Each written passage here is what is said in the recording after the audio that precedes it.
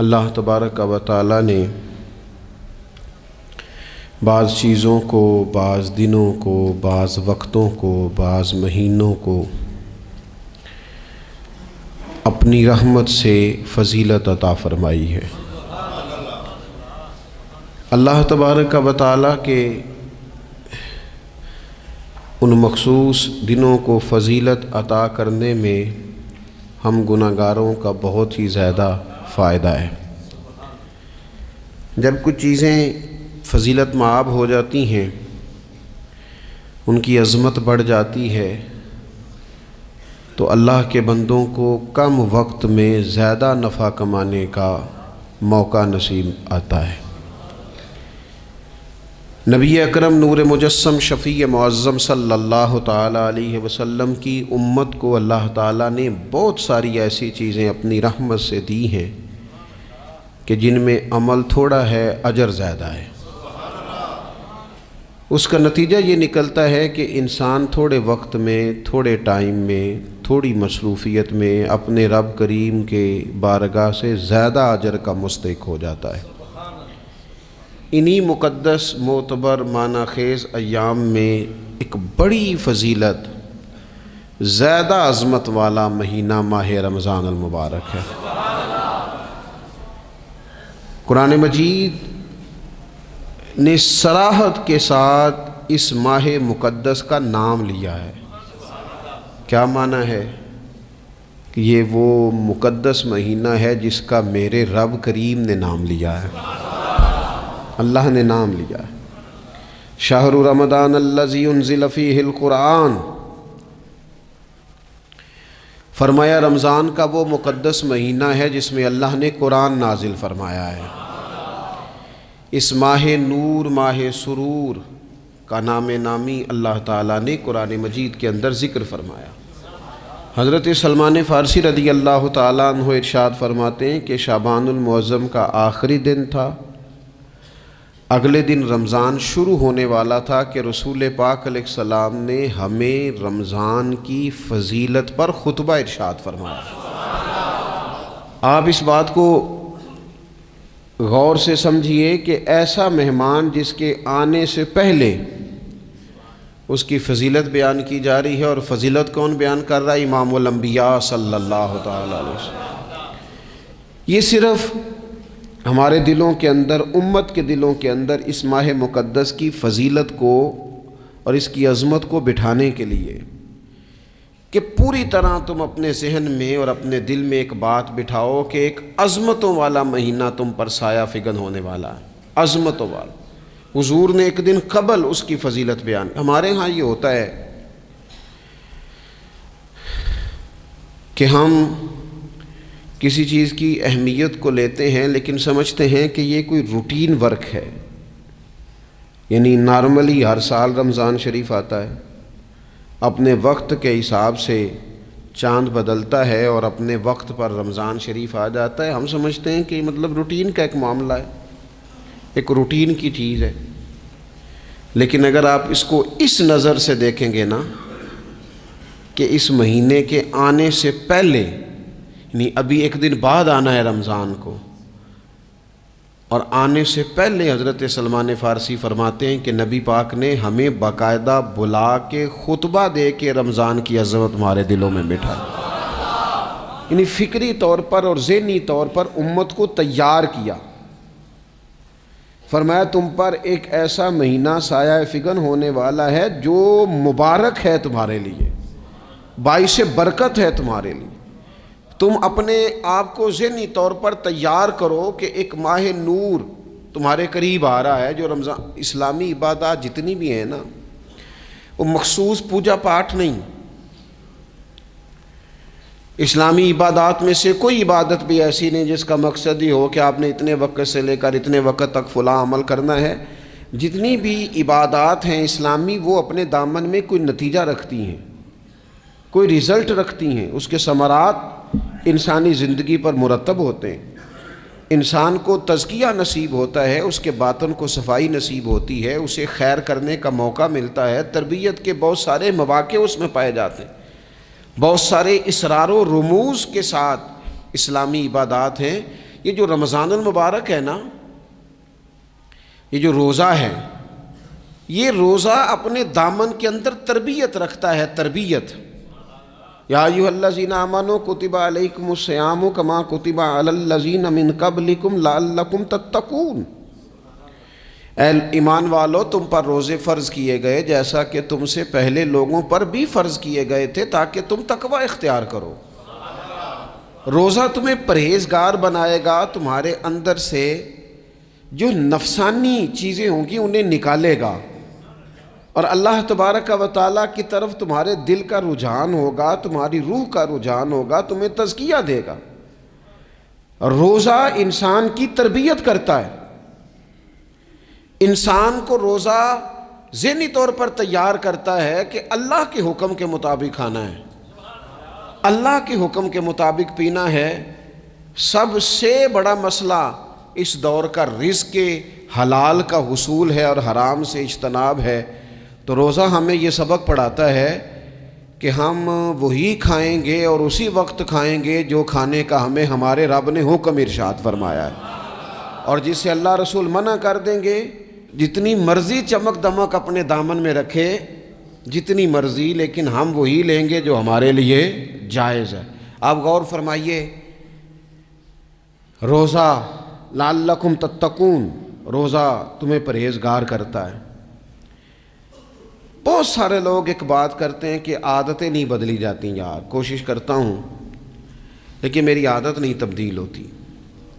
میں آپ کو ایک رائے دینے لگا ہوں، مشورہ دینے لگا ہوں، میں آپ سے یہ عرض کرنے لگا ہوں کہ موقع آیا ہے رمضان شریف کا۔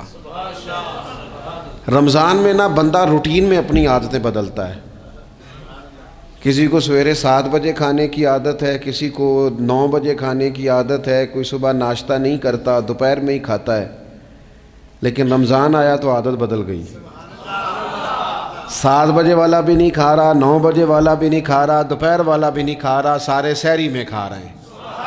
عادت بدل گئی، بالکل طبیعت بدل گئی، روٹین چینج ہو گئی۔ کوئی اٹھ رہا تھا صبح فجر میں، اللہ کی توفیق سے اللہ تعالیٰ معاف فرمائے تو کچھ ایسے بھی تھے جو 9-10 بجے اٹھ رہے تھے، کچھ الحمدللہ فجر پڑھ کے چلو کسی وجہ سے پھر سو گئے، 10-11 بجے اٹھ رہے تھے، روٹین بدلی ہوئی تھی۔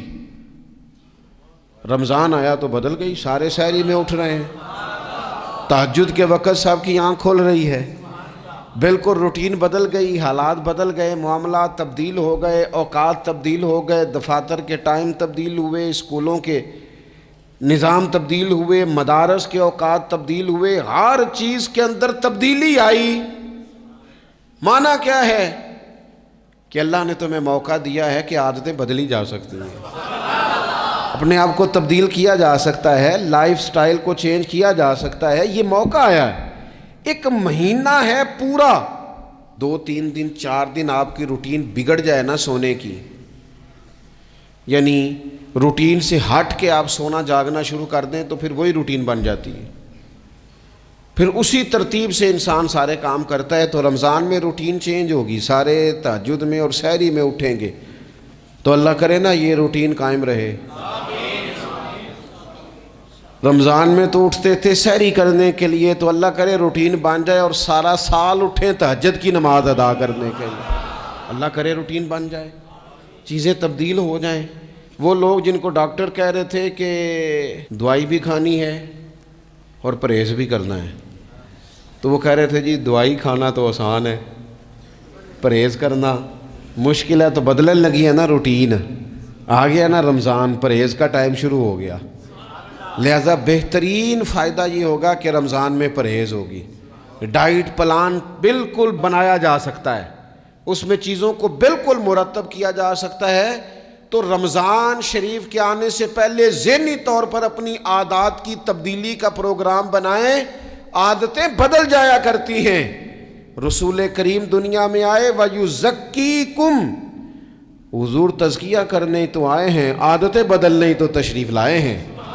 نبی پاک نے صفائی ستھرائی کر دی، ساری ناپاک چیزوں کو نکال دیا۔ تو روٹین دیکھیں کہ رمضان میں تقوی کے حصول کے لیے اپنی عادات کو تبدیل کرنا ہے، اور اس کے لیے ذہنی طور پر اپنے آپ کو تیار کریں۔ وہ جو کہتے ہیں بچے سویرے نہیں اٹھتے، وہ روٹین بنا لیں، یہ موقع آیا ہے، ابھی سے ارادہ کر لیں کہ جناب ہم نے اس ترتیب سے اپنے گھر کو، ماحول کو، بچوں کو اس ترتیب سے ہم نے مرتب کرنا ہے چیزوں کو. یا آپ ارادہ کریں، اللہ تعالیٰ مدد فرمائے گا. رمضان المبارک کی جو خاص فضیلت ہے، اس خاص فضیلت کو رمضان آنے سے پہلے ذہن میں بٹھا لیں، اور رمضان المبارک پورے کا پورا اس ذوق سے گزاریں کہ ذہن میں بات موجود ہو، ذہن میں، کہ دراصل رمضان کیا ہے. اللہ کے پیارے رسول صلی اللہ تعالیٰ علیہ وسلم نے فرمایا، اے لوگو تم پر ایک عظیم المرتبت مہینہ سایہ فکن ہو رہا ہے. حضور فرماتے ہیں شہر مبارک، فرمایا یہ بڑا برکت والا مہینہ ہے، یہ برکتیں لے کے آیا ہے، یہ رحمتیں لے کے آیا ہے، یہ اپنے ساتھ عنایات لے کے آیا. اور نبی اکرم صلی اللہ تعالیٰ علیہ وآلہ وسلم نے فرمایا جو بندہ بھی قرب الہی کی نیت سے رمضان میں نیکی کا طلبگار ہوگا، فرمایا وہ اگر نفل نیکی کرے گا نا تو اللہ تعالیٰ اسے فرض کے برابر ثواب عطا فرمائے گا. اور حضور علیہ الصلوۃ والسلام فرماتے ہیں جو اس مہینے میں ایک فرض ادا کرے گا اللہ 70 فرضوں کے برابر اجر عطا کرے گا. اپنے ذہن میں ایک بات بٹھائی جائے، ذہن میں یہ بات بٹھائی جائے کہ یہ نا برکت والا مہینہ ہے، اس میں میرا ثواب بڑا ضربوں کے ساتھ آگے بڑھے گا. ایک ذہن بنایا جائے اور پھر ثواب اکٹھا کرنا شروع کر دیا جائے. پھر وہ ترتیب بنا لی جائے، کاروباری نہیں، روحانی ترتیب، کاروباری نہیں، یعنی نئے سے نئے سٹال نہ تیار کیے جائیں. مہنگائی کیسے کرنی ہے اور کس طرح کر کے کن چیزوں کی آج کل مانگ ہوگی، کس ترتیب سے سودا پہلے ہی خریدنا ہے، مہنگا کیسے کرنا ہے، اللہ معاف کرے مصنوعی قلت کیسے پیدا کرنی ہے، کمائی کیسے کرنی ہے. رمضان کے اندر جناب لوگ ساری ترتیب لگا کے، ساری. میرے ایک دوست ہیں میڈیکل کے شعبے سے وابستہ ہیں، تو وہ مجھے کہنے لگے کہ ڈاکٹر بھی اپنی روٹین بدلتے ہیں اور معدے والی ساری دوائیاں بھی اکٹھی کر لیتے ہیں کیونکہ رمضان آنے والا ہے، یہ زیادہ لوگ استعمال کریں گے. تو وہ ماحول نہ پیدا کریں کہ ہر چیز دنیا داری ہو جائے، ہر چیز دنیا داری نہیں، ہر چیز کو ایک نیا روپ دے دیا جائے اور نیا سے نیا مال کمانے کا سلیقہ بنایا جائے. میں اکثر کہا کرتا ہوں کہ رمضان تو اس لیے تھا نا کہ اس میں کم کھانا ہے، تھوڑا کھانا ہے، لیکن اگر بندہ کہے کہ میں نے صبح کا چونکہ کھایا نہیں لہذا اب شام کو اتنا کھانا ہے کہ ہفتے سے پہلے ڈاکٹر کے پاس بھی جانا ہے، میں نے وہ سارا پوری کرنی ہے روٹین، تو پھر وہ مقصد کو نہیں نہ سمجھا، پھر اس نے اس خوبصورتی کو نہیں پایا جو خوبصورتی اس کو دین دینا چاہتا تھا. ایک تو رمضان کی فضیلت کو سمجھنا ہے، اور پھر جب ہم روزہ دار ہیں، ہم نے روزہ رکھا ہوا ہے، تو نبی پاک علیہ السلام نے خود اس مفہوم کو کھول کے بیان کیا. فرمایا جس بندے نے جھوٹ نہیں چھوڑا، گناہ نہیں چھوڑا، گویا غیبت نہیں چھوڑی، بدی نہیں چھوڑی، تو اللہ کے محبوب علیہ الصلوۃ والسلام فرماتے ہیں پھر اللہ تعالیٰ کو اس کے بھوکا پیاسا رہنے کی تو کوئی ضرورت نہیں، کیونکہ لعلکم تتقون، تقوی اختیار کرنا تو روزے کا مقصد تھا. اور اگر اس نے وہ بات کو سمجھا ہی نہیں، استاد کے لیے صرف استاد ہو جانا ہی ضروری نہیں، اس کو پھر اپنے منصب کا لحاظ کرنا بھی ضروری ہے کہ میں استاد ہوں. والد کا صرف والد ہو جانا ہی کمال نہیں، اس کو پھر اس منصب کے تقاضوں کو بھی سمجھنا چاہیے کہ اب میں ایک باپ ہوں، اب میں روٹین میں وہ آزاد نہیں ہوں کہ جہاں میرا جی چاہے گا جاؤں گا، جہاں میری طبیعت چاہے گی میں کھاؤں گا، جہاں میرا دل کرے گا میں وہ کام کروں گا. اب آپ سرپرست ہیں، سربراہ ہیں. انسان دیکھیں نا، ایک شخص ہے وہ عالم ہے، علم پڑھ لینا صرف کمال نہیں، وہ اپنے منصب کو بھی تو سمجھے نا، اس منصب کے وقار کو، اس کے لحاظ کو بھی تو سمجھے نا. ایک آدمی اگر عمر رسیدہ ہے، بڑا ہے، بزرگ ہے، اور وہ چاہتا ہے کہ میری بزرگی کی وجہ سے میرا اکرام کیا جائے، تو اسے اپنے منصب کا بھی لحاظ کرنا پڑے گا. اس کو حضرت سعدی فرمایا کرتے تھے میں نے 18 سال کے بزرگ دیکھے اور میں نے 75 سال کے بچے دیکھے. حضور کیا مطلب؟ فرمانے لگے عمر ہو گئی لیکن اپنے منصب کا خیال نہ کیا، عادات بچوں والی رہی۔ اور فرماتے میں نے ایسے لوگ دیکھے جن کو شروع وقت میں ہی اللہ والوں کی صحبت نصیب آئی، تو وہ جو بزرگی ہے وہ پھر عمر کی وجہ سے نہیں ملی، وہ اللہ نے علم اور عمل کی وجہ سے عطا فرما دی۔ تو اپنے منصب کا لحاظ کرنا کہ میرا یہ منصب ہے۔ اسی طرح جب ہم نے روزہ رکھا ہوا ہوگا نا تو پھر ہم نے اس منصب کا بھی لحاظ کرنا ہے کہ میں روزے دار ہوں۔ پھر خالی بھوکے پیاسا نہیں رہنا۔ رسول پاک صلی اللہ تعالی علیہ وآلہ وسلم نے پتہ ہے روزے دار کی فضیلت کیا بیان فرمائی؟ اللہ کے محبوب صلی اللہ تعالی علیہ وسلم فرماتے ہیں کہ رب فرماتا ہے ابن آدم کا ہر عمل اس کے لیے ہے، روزہ میرے لیے، اور فرمایا میں خود جزا دوں گا روزے کی، میں خود جزا دوں گا روزے کی۔ اور حضور فرماتے ہیں روزہ ڈھال ہے، جو شخص روزہ دار ہو وہ بےہودگی سے، فحش گوئی سے اجتناب کرے۔ اور اللہ کے محبوب صلی اللہ تعالی علیہ وسلم فرماتے ہیں اگر کوئی شخص اسے گالی دے، اگر کوئی شخص اس سے جھگڑا کرنا چاہے تو پتہ کیا جواب دے؟ اسے کہے بھئی میں روزے دار ہوں، میرے منصب کا تقاضا نہیں کہ میں تیرے ساتھ الجھوں۔ اور رسول پاک صلی اللہ علیہ وسلم فرمانے لگے اوہو اتنی بڑی بات۔ حضور فرمانے لگے، یہ صحیح مسلم کے لفظ ہیں، کریم محبوب فرمانے لگے مجھے اس رب کی عزت کی قسم جس کے قبضے میں محمد عربی صلی اللہ علیہ وسلم کی جان ہے، حضور فرماتے ہیں روزہ دار کے منہ کی خوشبو اللہ تعالیٰ کے نزدیک قیامت کے دن مشک کی خوشبو سے بھی زیادہ وقت والی ہوگی۔ اس کے منہ سے جو خوشبو آتی ہے قیامت میں مشک پیچھے رہ جائے گا، اور رب کی بارگاہ میں صرف روزہ دار کے منہ سے۔ اگر تیرے منہ کی خوشبو رب کو اتنی پسند ہے تو تجھے بھی تو اپنے منصب کا خیال ہونا چاہیے کہ میں نے روزہ رکھا ہوا ہے، میں روزہ دار ہوں۔ اور میرے نبی پاک علیہ السلام کے یہ دو لفظ ہیں نا، وہ صوفیاء ہیں نا اللہ کے نیک بندے جو ساری زندگی تڑپتے رہے کہ کبھی یہ حقیقت منتظر نظر آنا لباس مجاز میں، کبھی مالک ایک دفعہ کبھی تیرا جلوہ ملے، کبھی یہ حقیقت منتظر نظر آنا لباس مجاز میں۔ لاکھوں سجدے تڑپ رہے ہیں میری جبین نیاز میں، اور جو ساری زندگی کہتے رہے کہ ہم تو عمر دراز مانگ کے لائے تھے 4 دن، 2 آرزو میں کٹ گئے، 2 انتظار میں، کہ دیکھو انہیں انعام ملنے لگا ہے۔ جو اس کی راہ کے سوالی تھے، جو اس کے رستے کے مسافر تھے، جو اسے پانا چاہتے تھے، جو اس کی دید کرنا چاہتے تھے، جو اسے ملنا چاہتے تھے، میرے رسول پاک علیہ السلام نے فرمایا روزہ دار کو 2 خوشیاں ملیں گی۔ ایک خوشی اس وقت ملتی ہے جب وہ افطار کرتا ہے، اور فرمایا ایک خوشی اس وقت ملے گی جب وہ اپنے رب سے ملاقات کرے گا، جب وہ اس سے ملے گا تو اس وقت روزہ دار کو خوشی ہوگی۔ میرے دوستو خوشی تو جو ہوگی سو ہوگی، لیکن یہ لفظ بڑے حسین نہیں کہ روزہ دار کی رب سے ملاقات ہوگی، یہی لفظ بڑے باکمال نہیں۔ ایک روایت میں تو یہ ہے نا کہ روزہ میرے لیے ہے میں اس کی جزا دوں گا، اور ایک روایت میں یہ ہے کہ روزہ میرے لیے ہے اور رب فرماتا ہے میں خود روزے کی جزا ہوں، یعنی باقی نیکیوں پر ثواب ملے گا، روزہ رکھنے والے کو رب رحمان ملے گا۔ نبی اکرم صلی اللہ تعالی علیہ وسلم کے امت کے صوفیاء نے نا کچھ چیزوں کو بڑا کھولا ہے۔ عارف رومی کہتے ہیں کہ ایک دن نا محمود غزنوی نے خزانوں کے دروازے کھول دیے اور فرمایا بھئی میں نے آج ہر چیز کھول دی ہے، جو جس چیز پہ ہاتھ رکھے گا وہ اسی کی ہو جائے گی۔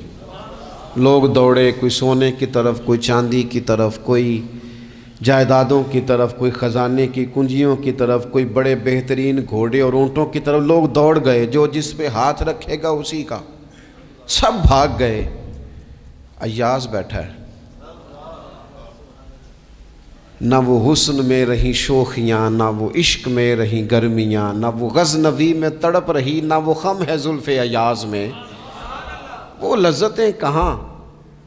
ایاز چپ کر کے بیٹھا ہے. پھر محمود نے ایاز کی طرف مخاطب کر کے کہا ایاز اٹھنا نہیں, آج لوٹ سیل لگ گئی ہے, جو جس چیز پہ ہاتھ رکھے گا اسی کی. ایاز کہنے لگا بات پکی ہے نا؟ تو محمود خوش تھے, موڈ بڑا اچھا تھا, کہا بالکل پکی ہے. تو ایاز کہنے لگے چلو ٹھیک ہے. ایاز اٹھے, پیچھے سے جا کے نا تو محمود کے کندھے پہ ہاتھ رکھ دیا. محمود کے کندھے پہ ہاتھ رکھا. محمود کہنے لگے یہ کیا بات کا, آپ سے میں نے پوچھا تھا بات پکی ہے, جو جس پہ ہاتھ رکھے گا اسی کا نا. تو تھوڑی دیر پہلے مسکراتے چہروں میں آنسو آ گئے. ایاز بھی روئے تو محمود بھی روئے. کہا بادشاہ پکا رہنا, وہ جن کو خزانے چاہیے تھے وہ دوڑ گئے, مجھے تو چاہیے.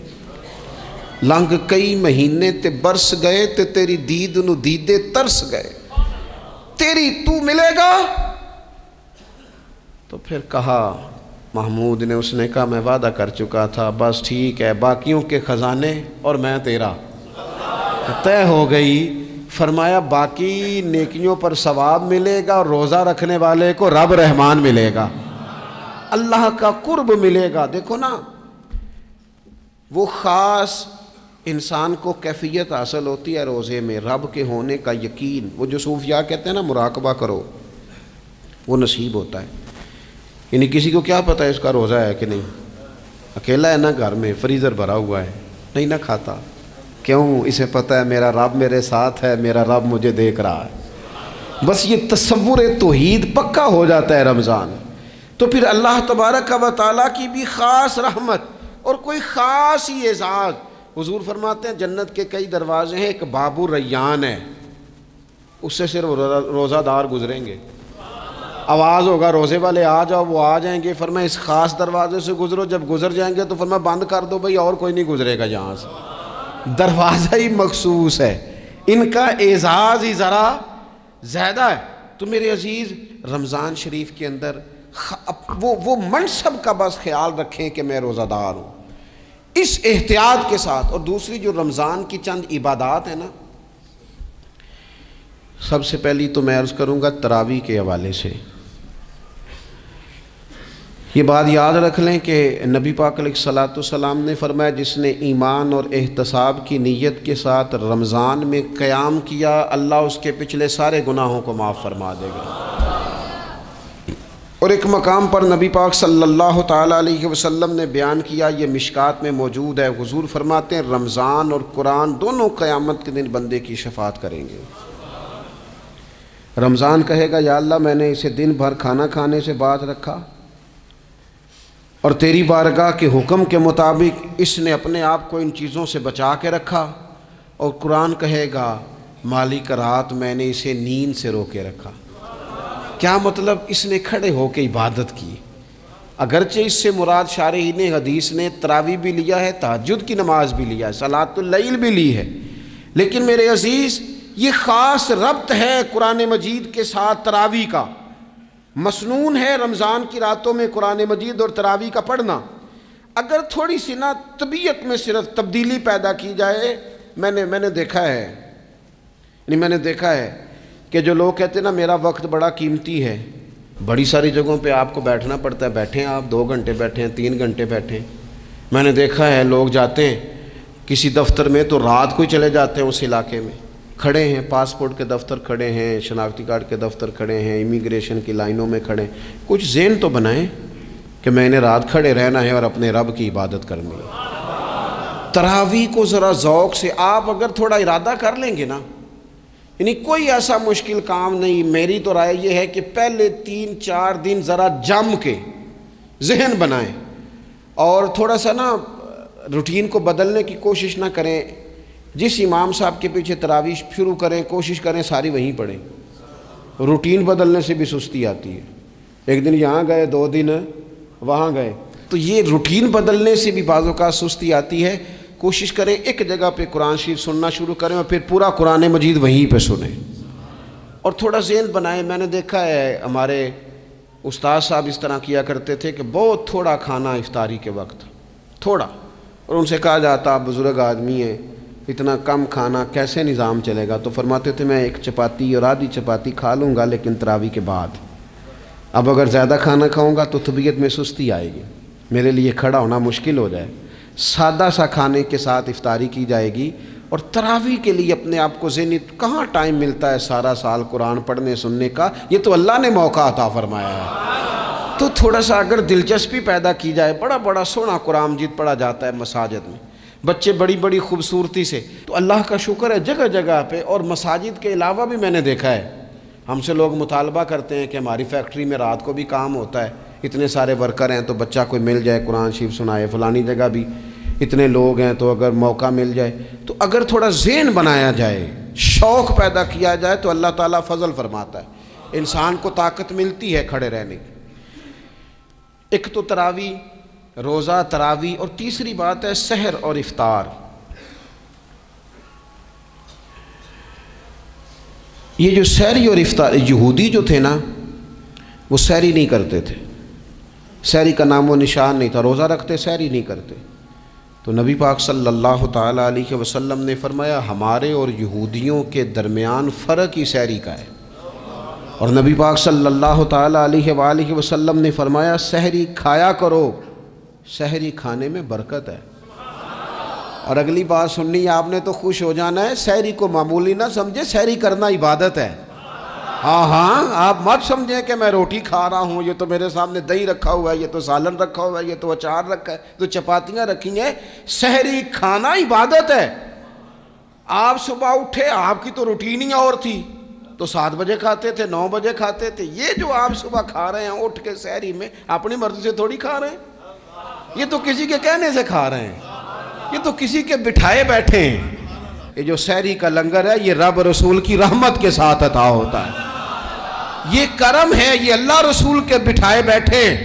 کیا میرے رسول پاک صلی اللہ تعالیٰ علیہ وآلہ وسلم نے بات کھولی ہے، ترغیب و ترہیب میں حدیث ہے، اللہ کرے یہ کبھی چسکا لگ جائے، یہ والا مزہ آ جائے، تو پھر تو گھر میں دسترخوان نہیں بچھا ہوا ہوگا، پھر تو رنگ ہی کوئی اور ہوگا۔ حضور فرماتے ہیں اللہ تعالیٰ اور اس کے فرشتے سحری کھانے والوں پر رحمتوں کا نزول فرماتے ہیں۔ کھائی روٹی جا رہی ہے، پکا ہوا کھانا ہے، لیکن حضور فرماتے ہیں رب بھی رحمتیں فرما رہا ہے اور اللہ کے حکم سے فرشتے بھی رحمتوں کا نزول کر رہے ہیں سحری کھانے والوں پر۔ تو خوب توجہ سے، ذوق سے، شوق سے۔ اور پھر جو افطار کا معاملہ ہے، حضور فرماتے ہیں جب روزہ کھولنے والا روزہ کھولتا ہے تو جو دعا مانگتا ہے رب قبول فرما لیتا ہے۔ یعنی افطار کا وقت ایسا ٹائم ہے جو دعاؤں کی قبولیت کا وقت ہے۔ افطار کرنا بھی ہے، کرانا بھی ہے۔ مہنگائی ذرا عروج پہ چلی گئی ہے، میں بار بار کہتا ہوں، مجھ سے نا لوگ دعا کے لیے مجھے کہتے کہتے اپنے کئی دکھ بتا دیتے ہیں۔ تھوڑا سا نا افطاریاں مہربانی فرمائیے گا سیاسی نہ کیجیے گا۔ وہ جن سے مال لیتے ہیں، وہ جن کو مال دیتے ہیں، وہ جن سے ووٹ لینے ہیں، وہ جنہوں نے ووٹ لینے ہیں، اس بنیاد پر سحر افطار کے بندوبست نہ کریں رضائے الہی کے لیے۔ میرے محبوب فرماتے ہیں جس نے رب کی رضا کے لیے کسی کو افطار کرایا، جتنا ثواب اللہ روزہ رکھنے والے کو دے گا اتنا افطار کرانے والے کو بھی عطا کرے۔ اور ایک حدیث تو آپ پڑھیں گے تو جھوم جائیں گے، سنیں گے تو خوش ہو جائیں گے، المعجم الکبیر میں موجود ہے۔ نبی پاک علیہ السلام فرماتے ہیں جس نے حلال کھانے اور حلال پانی سے کسی کا روزہ افطار کرایا نا، ذرا دیکھنا غریبوں کے گھروں کو جھانکنا، ذرا اپنے عزیزوں میں ایک نظر دوڑا لینا، ذرا رمضان کی نیت کر کے رمضان سے پہلے ہی غرباء تک راشن پہنچا دینا، ان کی فکر دور ہو جائے، وہ پہلی شام ہی اپنے بچوں کے ساتھ آسودہ حال ہو کے بیٹھیں۔ دیکھ لینا یہ نہ ہو کہ ایک بھائی کھول کے کھا رہا ہو اور دوسرے کے بچے منتظر ہوں کہ آج سحر افطار میں کیا کرنا ہے۔ اپنے گلی محلے میں دیکھ لینا، ہم اس رسول کے ماننے والے ہیں جنہوں نے فرمایا میں اسے مومن ہی نہیں جانتا جو پیٹ بھر کے کھائے اور اس کا ہمسایہ بھوکا رہ جائے۔ تھوڑا سا اپنے ارد گرد نظر ڈال لینا، المعجم الکبیر میں حدیث موجود ہے۔ اللہ کے پیارے رسول صلی اللہ تعالیٰ علیہ وسلم نے فرمایا جس نے حلال پانی سے، حلال روٹی سے کسی کا روزہ افطار کرایا تو فرمایا فرشتے اس بندے کے لیے رمضان کے دنوں میں، رمضان کی گھڑیوں میں دعا کرتے ہیں، اور جناب جبریل امین اس کے لیے شب قدر کی رات دعا کرتے ہیں۔ حضرت جبریل شب قدر میں دعا کریں گے، خاص رات، یا اللہ اس بندے پر فضل فرما، اس نے تو غریب آدمی کو افطار کرا۔ یہ ایک عبادت ہے، اس عبادت کا خیال کریں۔ پھر اعتکاف آئے گا، رمضان کے آخری 10 دنوں کا اعتکاف۔ اسلام میں رہبانیت نہیں ہے، لیکن کبھی کبھی سب سے کٹ کے اپنے رب کے ساتھ جڑ جانا، کچھ رات کی عبادتیں، کچھ تنہائی کے اذکار، کچھ درود و سلام کا ذوق، یہ ان ساری خوبصورتیوں میں سے ایک خوبصورتی اعتکاف بھی ہے۔ اللہ کے پیارے رسول علیہ الصلاۃ والسلام ہمیشہ اعتکاف کرتے، اور حضرت عطا بن رباح رضی اللہ تعالیٰ عنہ کیسی خوبصورت بات ارشاد فرماتے ہیں، معتکف تو اس آدمی کی طرح ہے جیسے کسی بندے کو کسی کے ساتھ کوئی کام پڑ جائے نا تو وہ جا کے اس کے دروازے پر بیٹھ جاتا ہے کہ جب تک میرا کام ہوگا نہیں میں جاؤں گا نہیں۔ فرماتے ہیں یہ اعتکاف والا بھی آ کے رب کریم کے گھر بیٹھ گیا ہے کہ جب تک تو معاف نہیں کرے گا میں جاؤں گا نہیں، جب تک تو بخشش نہیں کرے گا میں اس دروازے سے ہٹوں گا نہیں۔ حضرت ابن عباس رضی اللہ تعالیٰ عنہ نبی پاک علیہ السلام کے روضہ انور کی طرف اشارہ کر کے کہا کرتے تھے زیادہ دیر نہیں ہوئی، اشارہ کر کے کہتے تھے زیادہ دیر نہیں ہوئی، اس روضہ مبارک میں آرام فرما۔ رسول رحمت علیہ السلام سے میں نے اپنے کانوں سے سنا ہے، اور جب یہ بات ارشاد فرماتے تھے تو روتے بھی تھے۔ فرماتے ہیں میں نے خود نبی پاک علیہ السلام سے سنا ہے کہ جو شخص اللہ تعالیٰ کی رضا کے لیے ایک دن کا بھی اعتکاف کرے گا نا، اللہ تبارک و تعالیٰ اس کے اور جہنم کے درمیان 3 خندقوں کی آڑ بنا دے گا، اور فرمایا ان کی مسافت زمین و آسمان سے بھی زیادہ ہوگی۔ یہ 3 خندقیں اتنی بڑی جن کی چوڑائی زمین آسمان سے بھی زیادہ ہوگی، ایک دن اعتکاف کر لے تو اللہ اس بندے کو دوزخ سے اتنا دور فرما دے گا۔ بہت سارے لوگ ہیں جن کو بڑا ٹائم ملتا ہے چھٹیاں گزارنے کے لیے، کبھی کسی سیاحتی مقام پر، کبھی کسی سیاحتی مقام پر، خرچہ بھی مل جاتا ہے، کام بھی ہو جاتا ہے، سارے سلسلے ہی بن جاتے ہیں، بڑی بڑی جگہوں پہ لوگ جا کے ٹائم گزارتے ہیں، تو ایسا نہ ہو کہ 10 دن اللہ کے گھر میں بھی گزارے جائیں۔ علماء نے لکھا ہے کہ کوشش تو کریں ہر سال اعتکاف ہو، نہ ہو سکے تو چلو چند سالوں کے بعد ہو جائے، اور فرماتے ہیں کہ زندگی میں ایک دفعہ تو اس سنت کو ضرور ادا کرنا چاہیے۔ کوئی بندہ ایسا نہ ہو جو محروم رہ جائے، زندگی میں ایک بار صحیح پر اعتکاف کے ساتھ اپنے آپ کو وابستہ ضرور کرے۔ رمضان المبارک کے اندر آخری عشرہ شب قدر کی تلاش کا عشرہ ہے۔ اللہ کے پیارے رسول صلی اللہ تعالیٰ علیہ وسلم ان 10 دنوں میں خود بھی عبادت کرتے تھے اور گھر والوں کو بھی جگایا کرتے تھے، اور اپنے اہل خانہ کو تاکید فرماتے تھے کہ اٹھو اٹھو، آگے بڑھو، یہ آرام کرنے کے دن نہیں ہیں۔ ہمارے ہاں یہ ہوتا ہے کہ وہ جو آخری 10 دن زیادہ عبادت کے تھے، شب قدر کی تلاش کے تھے، وہ آخری 10 دن سارے بازار میں گزر جاتے ہیں، کپڑے سلوائے جا رہے ہیں، کپڑے خریدے جا رہے ہیں، جوتے خریدے جا رہے ہیں، واپس کیے جا رہے ہیں، دوبارہ لیے جا رہے ہیں، سفر ہو رہا ہے، آنا جانا ہو رہا ہے، عیدیاں بٹ رہی ہیں۔ تو یہ سارے کام جو آخری عشرے میں کرنے ہیں، جو زیادہ عبادت کے دن تھے، وہ سارے کام تو رمضان سے بھی پہلے کر لینے چاہیے۔ کپڑے رمضان سے پہلے خریدے جائیں، پہلے سلوا لیے جائیں، جوتے پہلے لے لیے جائیں، ضرورت کے کام پہلے کر لیے جائیں، جہاں آپ کو جو بانٹنا ہے وہ رمضان سے پہلے کریں۔ وہ مفت کی اپنے دل کو مطمئن کرنا کہ اب میرے پاس یہ بڑے میں خیر کا کام کرنے نکلا ہوا ہوں، میں عیدی بانٹنے جا رہا ہوں، یہ پہلے بانٹنے تھے۔ یہ عجیب بات ہے کہ جو زیادہ وقت مسجد میں گزارنے کا ٹائم تھا وہ سارا ہم نے ضائع کر دیا، وہ ادھر ادھر بازاروں کی نظر ہو گیا، میل ملاپ کی نظر ہو گیا۔ تو اگر چیزوں کو مرتب کیا جائے، میں تو دوستوں سے کہا کرتا ہوں زکوٰۃ کا حساب، صدقات کا حساب، صدقات فطر کا حساب، جتنے بھی روٹین کے کام ہیں اس کو کوشش کریں رمضان شریف سے پہلے آپ ترتیب دیں، آپ ان چیزوں کو پہلے سے مرتب کریں تاکہ وہ بہترین ہو جائیں۔ ہم تو اس دین کے ماننے والے ہیں جہاں نیت کرو تو اجر شروع ہو جاتا ہے۔ آپ رمضان کی نیت سے جو آج خرچ کریں گے اس کو اللہ تعالیٰ رمضان کے ثواب کے برابر ہی اجر عطا فرمائے گا۔ لیکن وہ ہم نا کچھ لوگ بڑا انتظار. ایک صاحب مجھ سے کہنے لگے جی میں نے سنا ہے صدقہ فطر آخری عشرے میں ہی دینا چاہیے. میں نے کہا آپ کا پروگرام تب دینے کا اس لیے آپ نے یہ گاڑا کر کے سن لیا, ذرا اس کو آپ نے زیادہ غور سے سن لیا ہے. آپ جب ضرورت محسوس کریں, جب آپ سمجھیں کہ کسی کو ضرورت ہے, ضرورت کے وقت کوئی چیز کام نہ آئی تو پھر کب جا کے کام آئی. تو میری آپ سے یہ اپیل رہے گی کہ پہلے سے چیزوں کو مرتب کریں, معاملات کو پہلے سے طے کریں. وہ لوگ بڑے اچھے ہوتے ہیں جو وقت پر منصوبہ بندی کرتے ہیں, جو چیزوں کو ٹائم پہ مرتب کرتے ہیں. وہ ٹائم جو ہمارا بالکل اللہ کی بارگاہ میں حاضری کا ہے, عبادات کا ہے, اگر وہ سارا گاڑیوں کی نظر ہو جائے گا, اسفار کی نظر ہو جائے گا, تو ہم نے حاصل کیا کیا. ایک بات آخر میں بڑے درد کے ساتھ آپ کی خدمت میں عرض کرنی ہے, ہر سال کہتا ہوں, اس سال بھی کہوں گا, ذاتی اخراجات کو کچھ کم کیا جائے. ذاتی اخراجات نہ کچھ لوگوں کے بہت زیادہ ہیں, ان کے اپنے لباس کے, کپڑوں کے, اور وہ اخراج. میں نے پچھلے جمعے بھی کہا تھا, اسلام ذبائش کی اجازت دیتا ہے, نمائش کی اجازت نہیں دیتا. نمائش والے کام اگر تھوڑے چھوڑ دیے جائیں کچھ بھی نہیں ہوتا. میں تو شاید اگر میں سینکڑوں کہہ دوں تو غلط نہیں ہوگا, لیکن بیسیوں تو لوگ ایسے ضرور ہوں گے کہ جو عید ساری سو کے گزارتے ہیں, سارا دن سوئے رہتے ہیں. پتہ نہیں وہ اتنے مہنگے مہنگے کپڑے کس لیے خریدتے ہیں.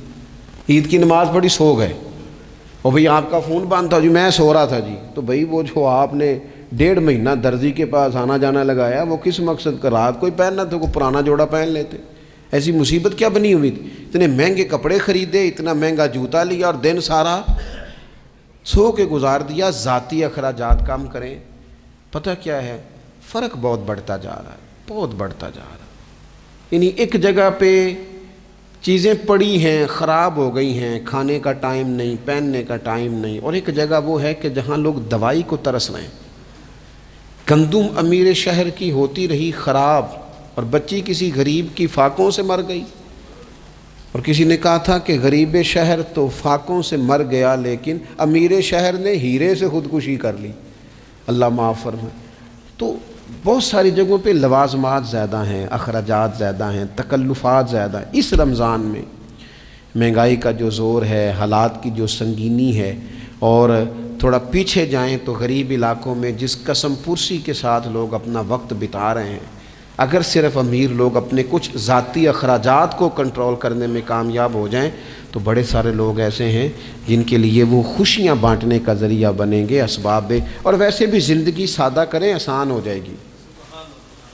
زمین پر چلیں, آپ محسوس کریں گے کہ زندگی بہتر ہو گئی ہے, آسانی والی ہو گئی ہے. اللہ کی بارگاہ میں دعا کرتا ہوں اللہ تعالی ہم سب کو سمجھ نصیب فرمائے.